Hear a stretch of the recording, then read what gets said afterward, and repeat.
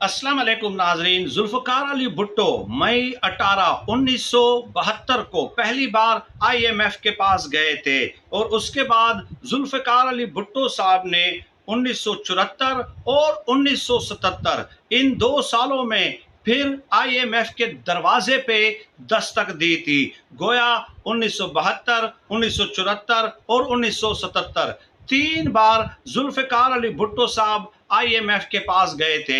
इससे गुज़श्ता वाली वीडियो में मैं आपको बता चुका हूं कि जनरल अयूब खान साहब ने ही IMF के साथ मुआहदे की शुरुआत की थी 1958 में, और जनरल अयूब खान साहब भी तीन बार IMF के पास गए थे। अगली वीडियो में जनरल जिया साहब के हवाले से, परवेज मुशर्रफ साहब, बेनज़ीर, पीपल्स पार्टी, नून लीग, ये लोग कितने कितने बार IMF के पास गए थे, ये सारी डिटेल इंशाल्लाह आपको एक एक वीडियो में बताता रहूंगा।